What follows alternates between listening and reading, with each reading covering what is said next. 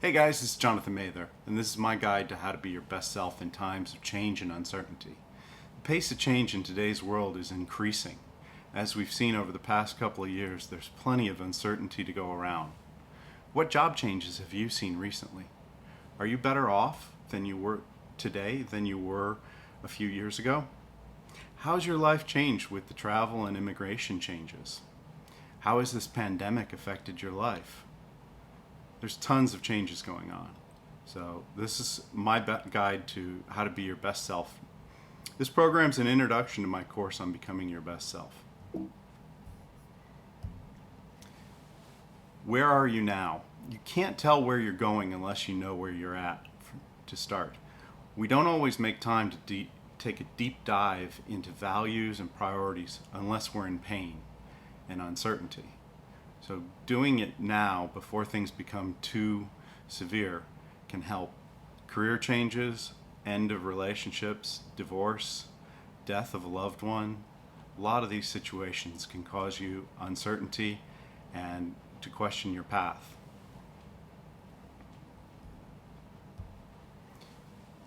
Kahuna Matata is a phrase that's a combination of two different concepts.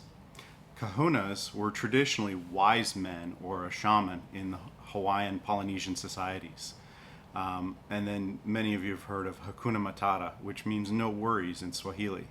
So combined, a wise man doesn't worry, especially about things he can't control. Any development plan starts with some measure to see where we're at.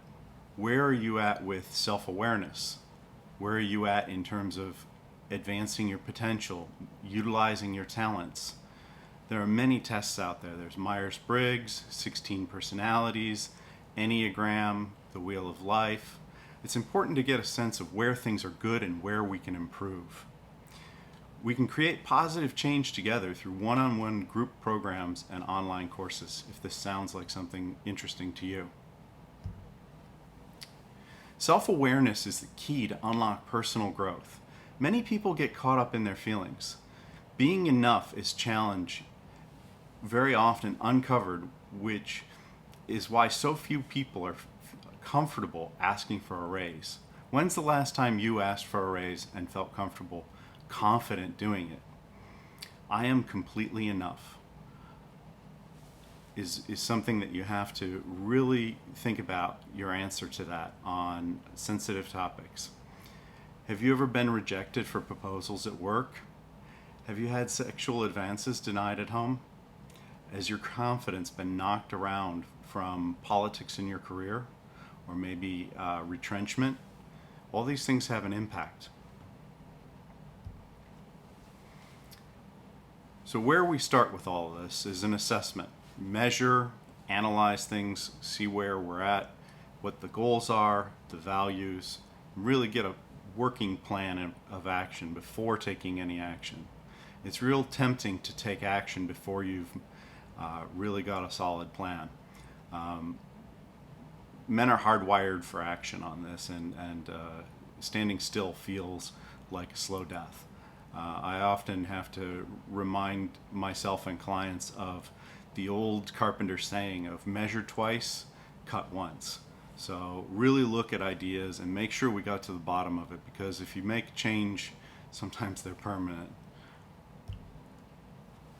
Self-leadership's another area where we can really develop a lot of, in terms of business or politics, it's talked a lot, but it's also an important area for your own personal development.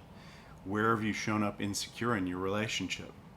In the bedroom is often one area where rejection comes up with insecurity. Dating is another area that this is often they come up. Where have you fallen into political traps at work? How are you showing up? These are things that really can make you question yourself as a man. Being a man with a plan is really crucial. Your vision for your future is the path that you set yourself on. Where will you be in 3, 5, 10 years? Has your vision changed recently with all this uncertainty in the world? Between layoffs, pandemics, economic uncertainty, there's all kinds of stuff that's changing. So let me ask you about your plan for a second. Where will you be in 5 years, say? Do you know for sure? Do you have an idea what it looks like? Obviously, things can change, and they will change. Let's be realistic. But you can have a vision of where you're going, where is your ship sailing, so to speak, where are the islands you may stop, who's with you, what qualities do they have, what do they bring to the party. So all those things help keep momentum. Having a vision of a better future helps you keep momentum. Real confidence. How confident are you really underneath it all? All too often, confidence is a fake it till you make it value that we learn as teenagers. Many times it's built up with accomplishments, whether it's sports, academics, business, titles, material things, strength. Those can be taken away through life. And that's one of the things that as life progresses, you start to see things stripped away. What then is really the source of confidence? How do you find it? I've dug deep into this and work with my clients on this. So let's dive into this in future lessons. The Kahuna meter. How well do you sleep? What's your energy level? When was your last workout? All these things are different factors in a measure of how well you're living your path.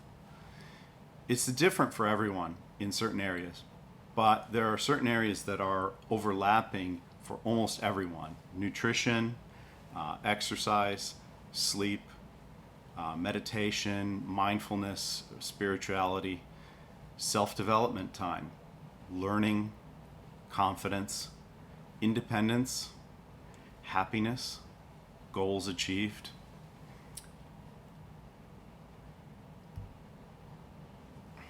Self-discipline is another area that ties in with the Kahuna meter. Mental, physical, diet, emotional, impacts all areas of your life. Do you have the self-discipline to say no to yourself when you're feeling low and don't want to work out? What do you need from this?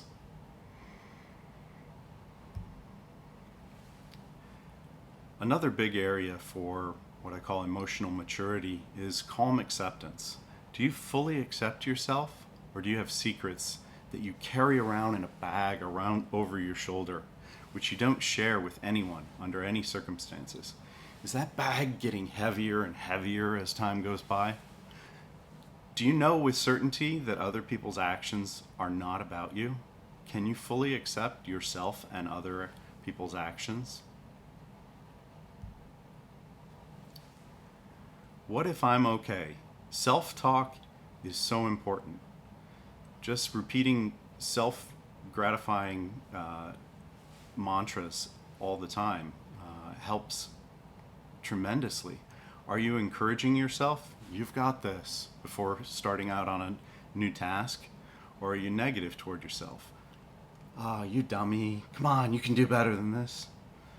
Obviously, there's constructive criticism and there's destructive criticism.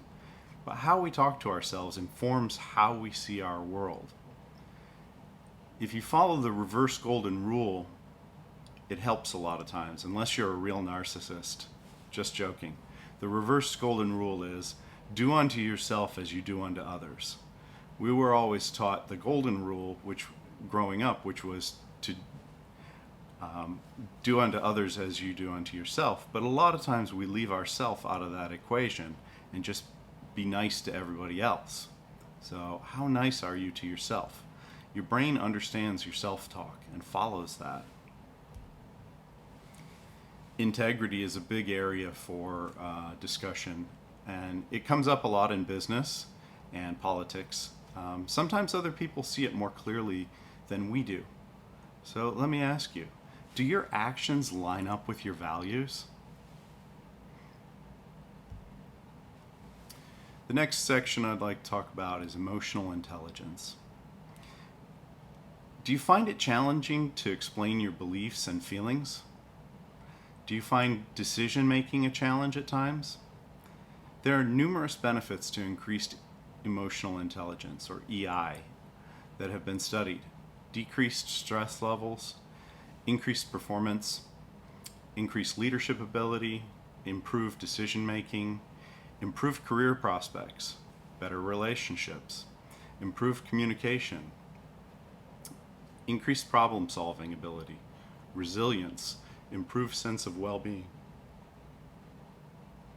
Empathy is one of the key measures of emotional intelligence. It's a measure of connectedness with other people. How well do you understand what other people are going through?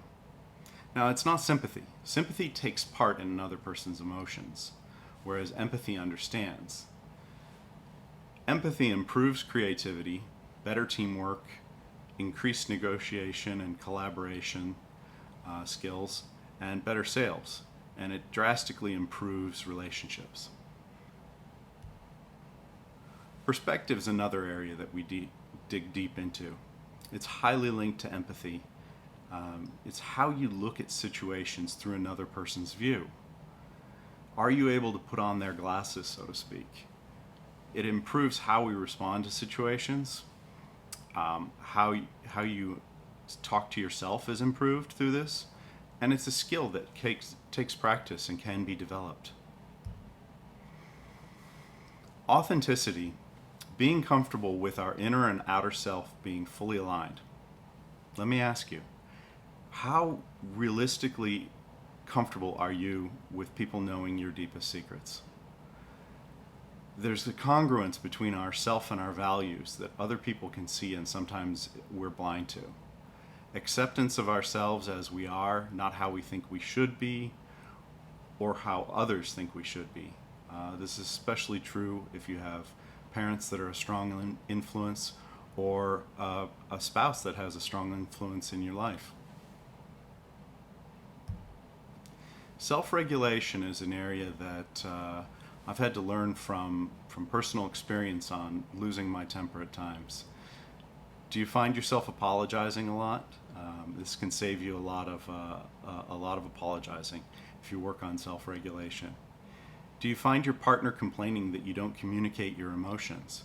So there's two ends of it. Either you don't open up anything, or you blow up, or one leads to the other.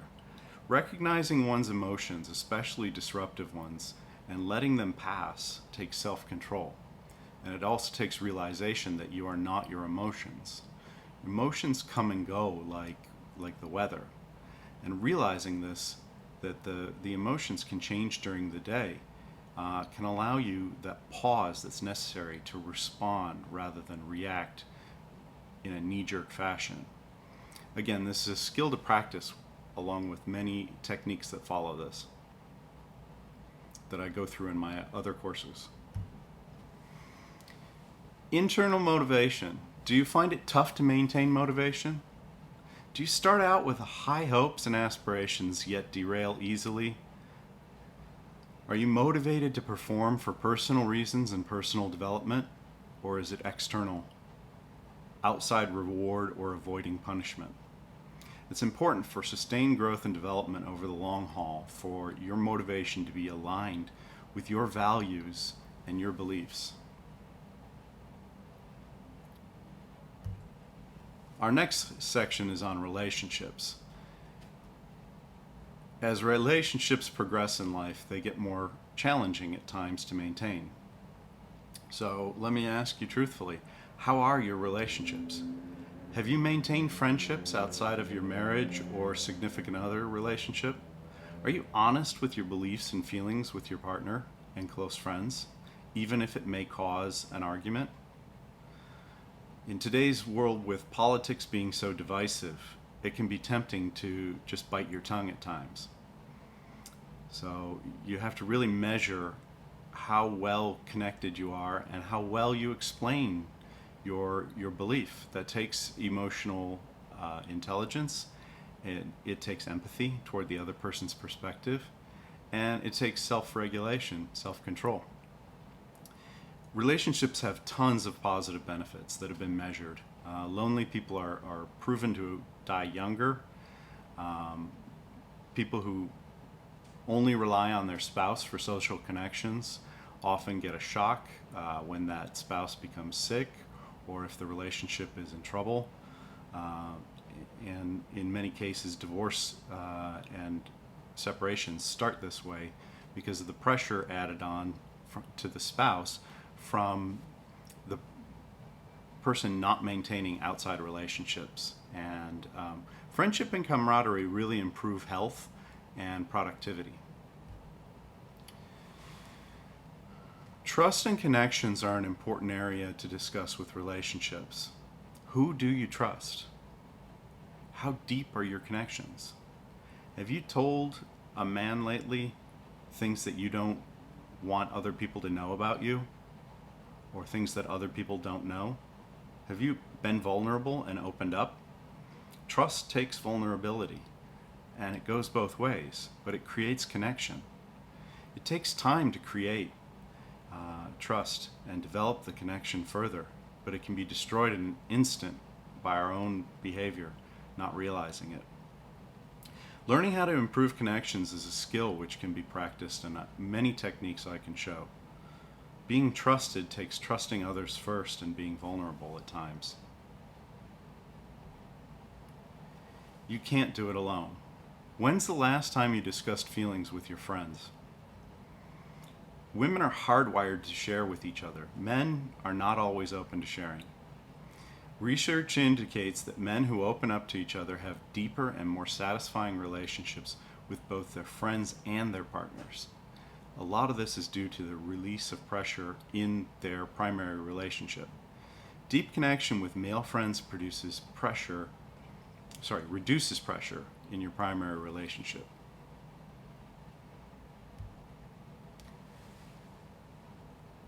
Sometimes you have to decide, respond or not respond. That is the question. Have you ever had your wife say something to you that you suddenly see red, like a bull in the ring? All you can think of is exploding and yelling at her for saying this. How could you? How dare you? Afterwards, you cannot really remember what triggered this intense emotion, but of course then you have to clean up the mess. Here's a skill that can save you a lot of apologizing. I've learned this from personal experience, and it's crucial to learn to respond with a pause after trying to understand what they're saying to you, rather than react with a reaction that you might regret. Get clear on what you want and how to create it in your relationships. What does your ideal relationship look like? What attributes does your ideal partner have? How does she treat you? How do you treat her? How does she make you feel? Have you ever woken up one day and not recognized your wife? Too often we get attracted to somebody based on physical attributes or behaviors they're modeling for us rather than their true self. And I'll tell you from firsthand experience that those things don't last over time. For lasting relationships, it's very important to check compatibility. Look under the hood before you get really enmeshed relationship-wise. You have to check to see that, that you want and you match with their values, their ideals, and that you're really seeing the true self. How to use conflict proactively is something that I dig deep into. How do you respond when she's furious? What if I told you that your response will determine whether you move forward or stand still? How do you decode what she means? Is your social life totally based around your spouse? Do your friends come mostly from her friends' husbands or parents of your kids' friends? Are you actively growing your friendships independently? Are you spending time by yourself, with your kids, by themselves? Do you have independent travel in your life? Do you have hobbies, passions, charity projects, all by yourself, your own time? Do you have private reading time? All of these are measures of how well you're taking care of yourself. A healthier self makes for a healthier relationship. Decoding the opposite sex takes a lot of practice, I'll tell you from experience. What does she mean when she's intentionally triggering you or testing you? You can learn to decode their tests, understand why they test men, understand the different types of tests, and how best to respond. Are you clear on your life vision? Do you have a mission statement? Can you see where you're going? What do you want to create in the next 5, 10, 20 years of your life?